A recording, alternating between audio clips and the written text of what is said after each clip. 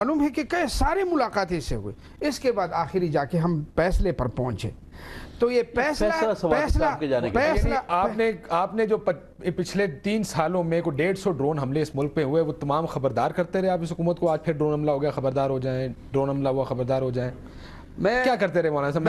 क्योंकि मैं मुनव्वर हसन साहब की बात सुन रहा था, उन्होंने कहा कि जी ड्रोन हमलों पे आपने इस्तीफा दिया नहीं, 150 ड्रोन हमले हो गए इस मुल्क में, जो आपका इतना बड़ा स्टैंड है। मैं इनके वज़रा मेरे ख्याल में आपसे हमारे से वो रहनुमाई कैबिनेट में करते रहे। मैं तो कैबिनेट कुलीग रहा हूँ, सवाती साहब हूँ, काकड़ साहब हूँ, मौलाना अताउर रहमान साहब हूँ, सब हमारे भाई हैं। कैबिनेट में डिस्कशंस होती रही। मेरा मसला ये है, मैं अब भी कहता हूँ, इनकी पार्टी की एक पॉलिटिकल सोच है, ये फ्लेक्सिबिलिटी रखते हैं। बकौल इनके जो मामलात हमारे साथ है, अगर हम इस्लाह कर लें बकौल इनके, तो ये फिर भी हमारे साथ बैठ सकते हैं। कोई इनकी ये शर्त नहीं है कि हमने इनके साथ नहीं बैठना। अगर ये इस्लाह क्या सियासत, अगर इस्लाह ना करें तो फिर और बात है। आपने वो बात दरमियान से काट दी। मैंने नहीं, इन्होंने काटी। नहीं, आपने इन्होंने काटी। अल्लाह आपको जज़ाए खैर दे। मैं बार बार आपको दरख्वास्त कर देता हूँ कि जब अगर हम ये कर लेते तो अभी बुखारी साहब हमें भी ये कहते कि दूसरे दिन हम कहते कि करप्शन ख़त्म नहीं होती, हम चले गए, ड्रोन हमले ख़त्म नहीं होते, हम चले गए, खारिजा पॉलिसी तब्दील नहीं होती, हम चले गए। एक सियासी जमात, एक पॉलिटिकल सियासी जमात की हैसियत से हमने पूरा वक्त गुजारा और फिर इंतहाई संजीदगी से मेरे ख्याल में ये ठीक है कि इसके आखिरी नुक्ता ये बना कि इन्होंने मौका ऐसा बना, मेल्टिंग पॉइंट बन गया, ऐसा बना, वक्त ऐसा आया। लेकिन मेरे ख्याल में बुखारी साहब को पॉइंट स्कोर करना नहीं चाहिए। नहीं सर, नहीं, मैं नहीं पॉइंट स्कोर नहीं करना चाहिए। आप बार-बार जमात इस्लामी को क्यों कहते हैं ये सियासी जमात नहीं है? क्योंकि आप देखें ना कि घर में गया है तो कहा वो एक दिन नहीं रह सकते, घर में आए लोगों को इज्जत करते ही ये कहते हैं। नहीं, जाहिर है भाई, जो आपके घर आ जाए उसको आप वेलकम नहीं कहेंगे। सियासी इख्तिलाफ अपनी जगह। हाँ, तो फिर ये क्यों कहा है उनके बयान? तो मैं अर्ज करना चाहता हूँ कि क्या वक्त नहीं आई है कि पीपल पार्टी अपने करतूत को ठीक कर ले? हमने अब तक ये मुतालिबा नहीं किया है कि इस हुकूमत का खात्मा हो जाए। सबसे पहले तो सैयद मौलाना हसन साहब का बयान आया है, अपनी जो अपना अपने जो अल्फाज हैं, उनका ये पढ़े लिखे आदमी है, ये पढ़े लिखे आदमी है, अल्फाज का इंतखाब नहीं, वजीर नहीं, मैं तो कारकुन हूं। आपका दिल बड़ा होना चाहिए। नहीं, मगर मैं इसीलिए कहता हूं कि पार्लियामेंट का और सियासतदानों का लोगों को जो तासर जाता है, अगर ये अपने अल्फाज का इंतखाब बेहतर और अच्छी तरह करे तो इनका असर अच्छा पड़ेगा। और क्या करें साहब? देखिए, इसाक साहब ने इनकी हुकूमत खत्म की, इसी करप्शन, लगारी साहब ने खत्म की, अब फिर इनको उसी तरह बदनामी का सामना है। मैं पूछना चाहता हूं एक तालिब इल्म की हैसियत से, एक पाकिस्तानी की हैसियत से, कि आपकी 3 सालों में शरह गुर्बत 27 से बढ़कर 37 पे क्यों चला गया? इतने शरह गुर्बत, इतनी तेजी से इजाफा। रोटी कपड़ा और मकान का नारा आप लगाया था, लेकिन आप मुझे बताएं कि महंगाई बढ़ गई, कीमतें बढ़ गई, इन्फ्लेशन बढ़ गई। लेकिन मुझे असूल बुखारी साहब से हम दर्दी करते हैं, लेकिन कौम ने उनको वोट दिया इसलिए कि ये परवेज मुशर्रफ की पॉलिसियों को खत्म करेंगे। ये देखिए, उसी तरह ड्रोन हमले जारी है, उसी तरह अमरीकी मुदाखलत है। जनाब, आप किसको कह रहे हैं? मैं नहीं कहना चाहता। LFO मैंने तो नहीं किया था, आप लोग शामिल थे उसमें मेरे भाई। जनाब, आपने जिस आदमी को वजीर आजम बनाए वो मरकजी शुरा के रुकन थे जनाब जियाउल हक साहब के। नहीं, उसमें क्या फर्क पड़ता है? और आपके फॉरेन मिनिस्टर भी उनके यही तो बात है ना काशिफ। देखें, ये आप एक गैर पार्लिमानी नहीं है, ये फैक्चुअल है। पार्लिमानी नहीं है, मेरी बात सुन।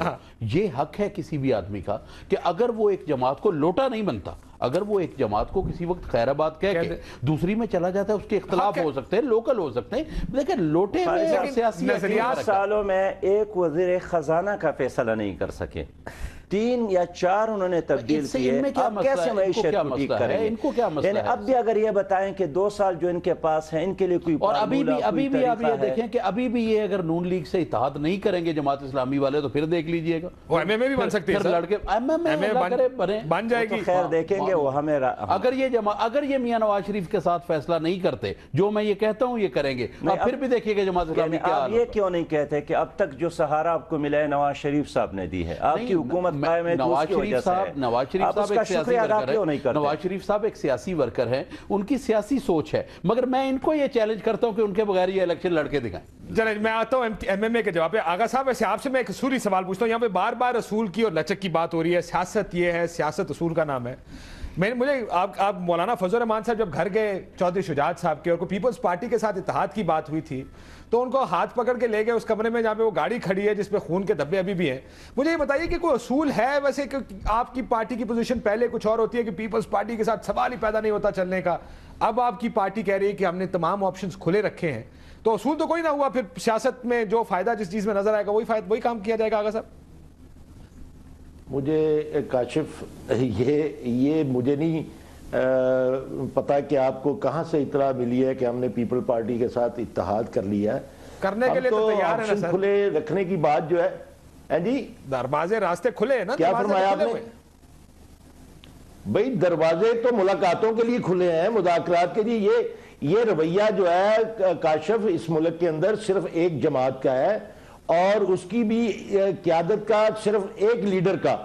میاں نواز شریف صاحب جو ہیں وہ دوسروں کو شجر ممنوعہ قرار دیتے ہیں کہ میں فلاں کے ساتھ نہیں بیٹھوں گا, فلاں کے ساتھ ملاقات نہیں کروں گا, فلاں کے ساتھ میری بات چیت نہیں ہو سکتی, اور اگر کسی نے ہاتھ ملا لیا ان کی پارٹی میں سے کسی کے ساتھ تو اس کو نکال باہر کیا.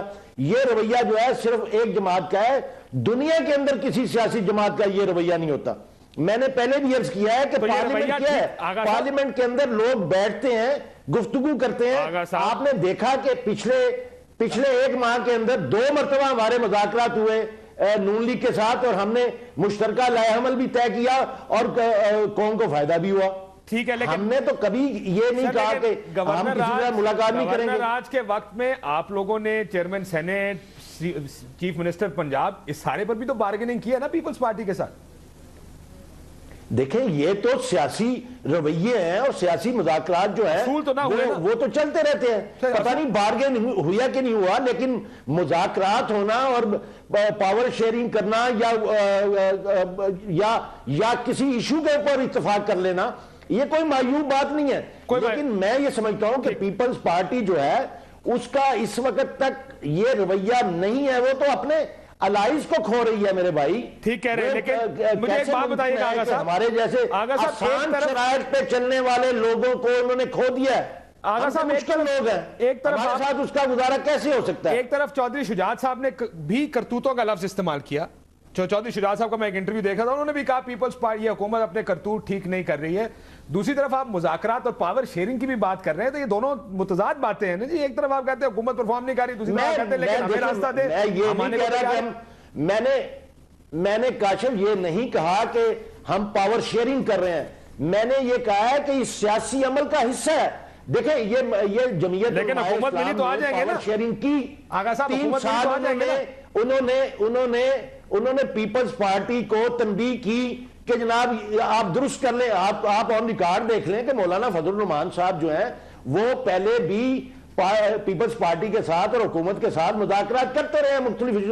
اس کے اوپر کئی ایلیگیشن بھی آئے مولانا فضل الرحمان صاحب کے اوپر, لیکن مذاکرات شکایات تو تھیں اور ایم کے ایم کو بھی ہیں.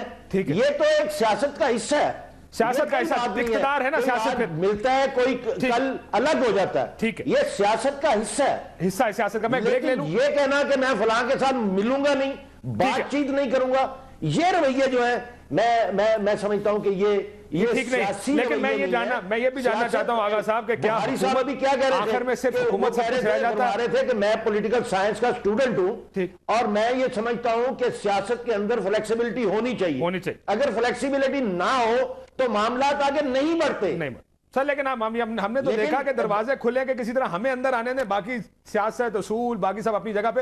لیکن مجھے بتائیے گا, میں ایک بریک لے لوں آغا صاحب, میں واپس آتا ہوں آپ کے پاس. یہ بات جو ہے, یہ تاثر جو ہے, اگر میڈیا کا کوئی چینل یا کوئی اینکر اگر اس بات پہ بزید رہتا ہے کہ جی ہم نے کوئی ان کے ساتھ شراکت اقتدار کا معاہدہ کر لیا ہے تو یہ اس کی اپنی مرضی ہے. میں نے یہ بتایا کہ ہمارے ان کے ساتھ کیا مذاکرات ہوئے.